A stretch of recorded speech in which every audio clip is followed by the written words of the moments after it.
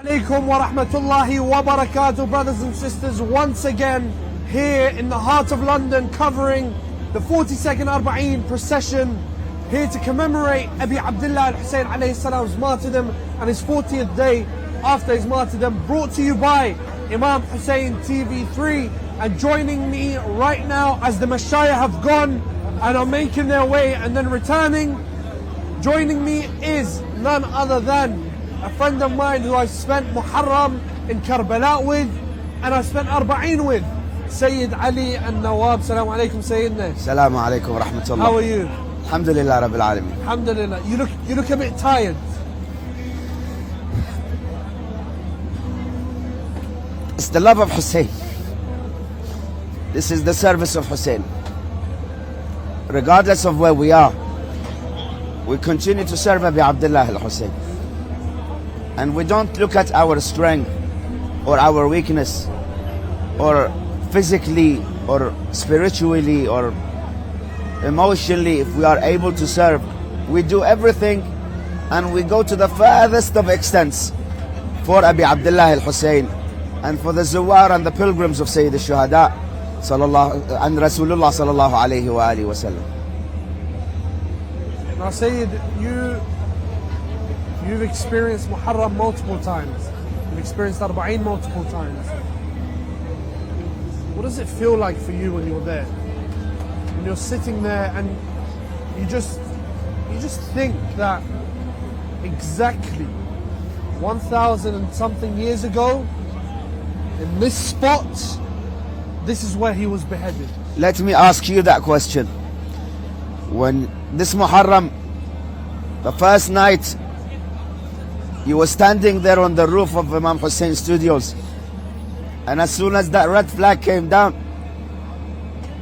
and you were standing there looking at the dome, how did you feel when you saw the black flag of Imam Al Hussein fluttering on top of that dome, and the millions and millions of the lovers of Abi Abdullah Al Hussein wished that they were standing there where you were standing, looking at the shrine of Imam Al Hussein alayhi salam, merely for hearing the name of Hussein?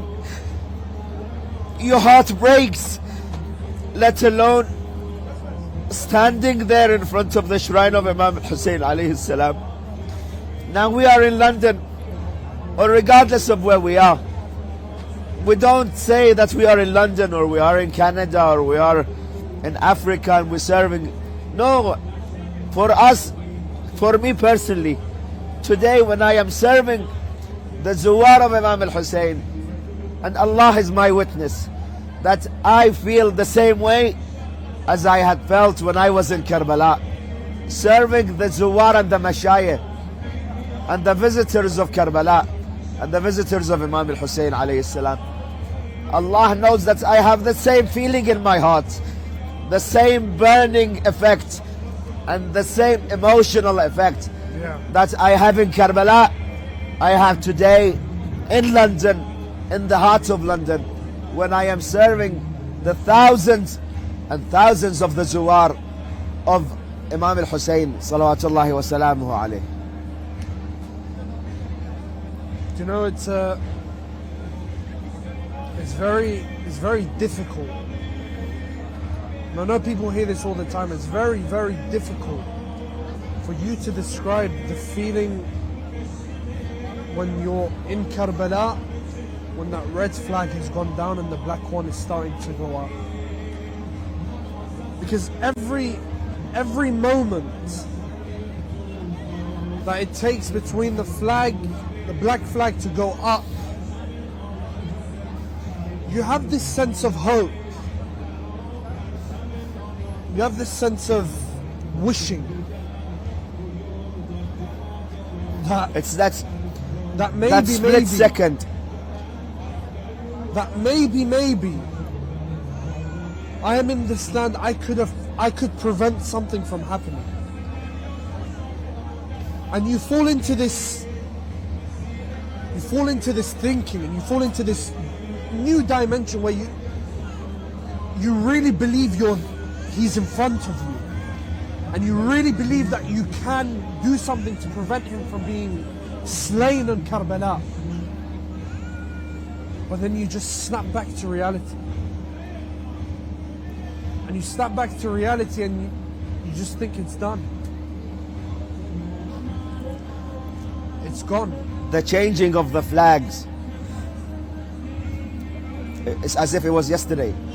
That split second between the red flag coming down and the black flag going up, I see it as that split second where Imam Al Hussein alayhi salam is in the last moments on top of Dhul Janah or Al Maymun, and he is just about to lean on the ground and the plains of Karbala. Once he is on Maymun and Dhul Janah, it's as if the red flag is still there, to saying, oh people, there is an oppressed Madloom. And once he falls on the plains of Karbala, it's as if to say that there is the blood that will be revenged by Imam of our time. And what can we do? What can I do? What can these millions of lovers, whether in this part of the world or the millions and millions in Karbala, it's as if they say, what can we do if our hearts beat with the love of Hussein? Brothers and sisters, wherever you are, Hussein is something else. He was the beloved of Rasulullah, of Amir al-Mu'mineen. He was the fruit of the heart of Fatima. He was the backbone of Hassan alayhi salam. As he was the backbone to Abu al-Fadl, Abu al-Fadl al-Abbas was the backbone to his brother Abi Abdullah Al Hussein. But there was one individual that it had been a long time that he had not seen his beloved Hussein. When on the day of Arbaeen, he came, he threw himself on the grave of Abi Abdullah, and then he started calling Habibi Hussein, my beloved Hussein.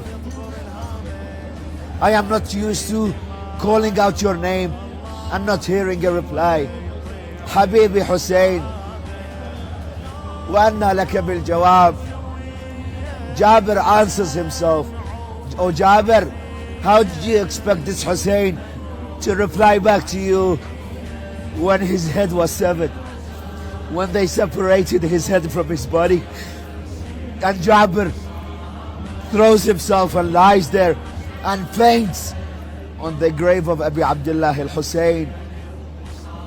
Brothers and sisters, the love of Abi Abdullah in our hearts is the same love that we have for Abi Abdullah Al Hussein as the heart of Jabir. When Jabir cries out, Hussein, today we here in London, in this part of the world, when we cry out Hussein, we are trying to say, oh people of the world, Hussein to us is the lantern of guidance and the ark of salvation. Come along, let's hold hands and let's go towards the ark of salvation. Let's hold on to the torch of guidance. إن الحسين مصباح الهدى وسفينة النجاة. O people of the world, if you want to survive during the tedious and the ferocious tides and the currents that are pulling us left, right and center, then we should hold on to the banner of Hussein. And the banner of Hussein today is being carried by his grandson, the Imam of our time, Al-Hujjat ibn al-Hasan, Sahib al-Asr wal-Zaman. We should follow the Imam of our time. And the Imam of our time always encourages us to follow the ulama, the scholars who serve and dedicate their lives to serve Ahlul Bayt and to serve mankind. This is Hussein.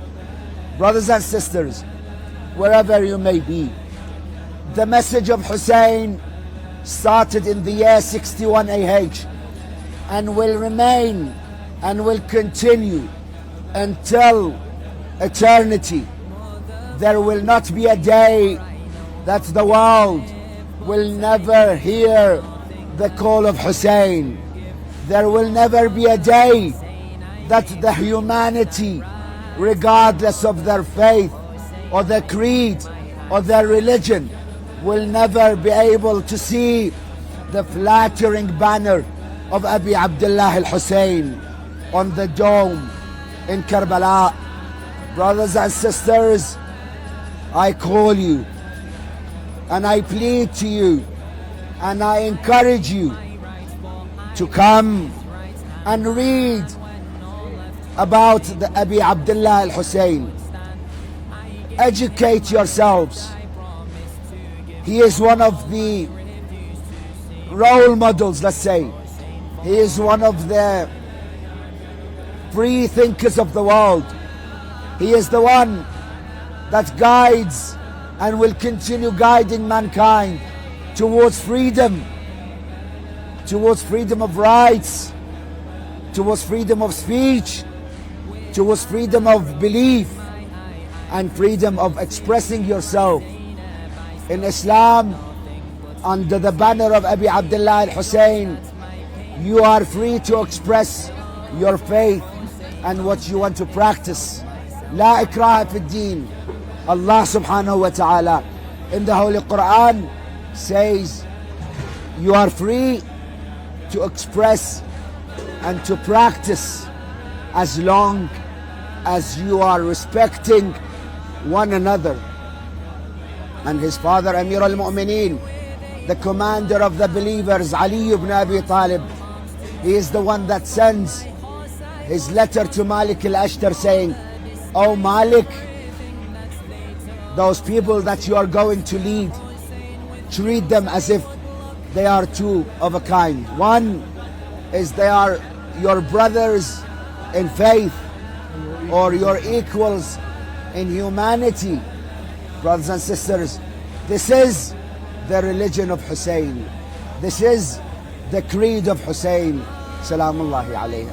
And this is why we hear year after year, not ourselves, but we bring our partners, our family members, our mothers, our fathers, our youngsters to come to serve. See the youngsters, the young generation waving the flags of Imam Al Hussein, carrying the banner of Abi Abdullah Al Hussein. It's as if to say, we are continuing the legacy of the little children of Abi Abdullah Al Hussein when they carried the message from Karbala towards Kufa, and from Kufa towards Sham, and back to Karbala, and from there back to the holy city of Medina. We're going to go for a short break, my dear brothers and sisters. We're going to show you some coverage of the walk that is happening here in London, in the heart of London, Marble Arch. The 42nd Arbaeen procession, 42 consecutive years without fail. The Arbaeen procession has taken place. Brothers and sisters, stay with us here on Imam Hussein TV 3 as we continue to bring you the live coverage of this Arbaeen walk. Wassalamu alaikum wa rahmatullahi wa barakatuh.